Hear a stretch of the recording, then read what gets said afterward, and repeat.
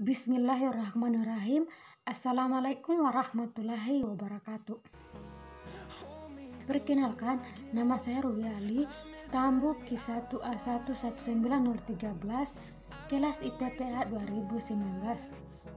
Jurusan Ilmu dan Teknologi Pangan, Fakultas Pertanian, Universitas Halu Oleo.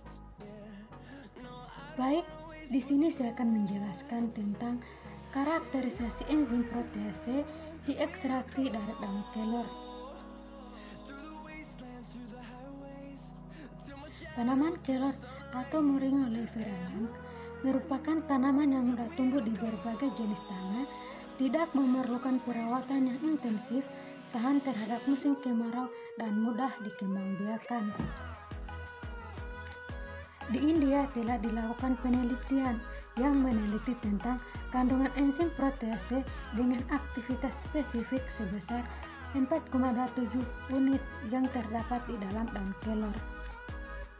Jadi, sehingga keberadaan tanaman kelor ini dapat dijadikan sebagai salah satu sumber enzim protease yang cukup potensial. Enzim adalah biomolekul berupa protein yang berfungsi sebagai katalis dalam suatu reaksi kimia organik.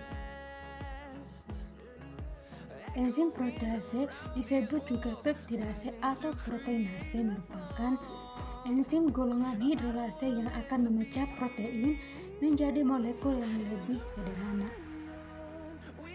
Enzim protease berfungsi untuk mengkatalisis hidrolisis ikatan peptida pada protein.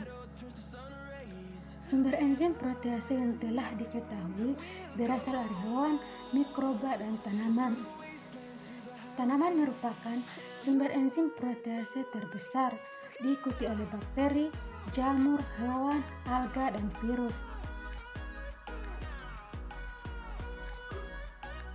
Contoh industri pengguna enzim protease antara lain industri deterjen, kulit, tekstil, makanan, pengolahan susu, farmasi, bir, dan limbah.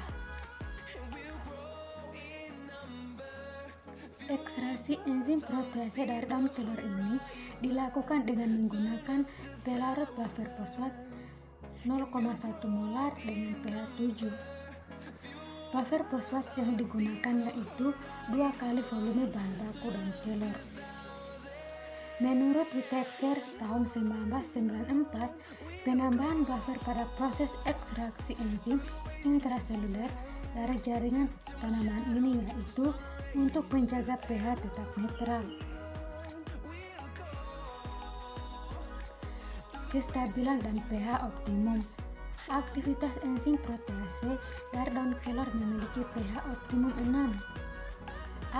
Enzim protease dari daun kelor memiliki kestabilan pada pH 5-7, di mana aktivitas residu yang dihasilkan tidak kurang dari 90%. Enzim protease pada pH di atas 7, kestabilannya mulai menurun karena aktivitas relatif residu sudah di bawah 90%. Kestabilan dan suhu optimum. Aktivitas enzim protease dari daun kelor mengalami peningkatan pada suhu 30 derajat Celcius sampai suhu 60 derajat Celcius dan mengalami penurunan setelah suhu di atas 60 derajat Celcius. Penurunan aktivitas enzim terjadi karena enzim mulai mengalami kerusakan gugus aktif.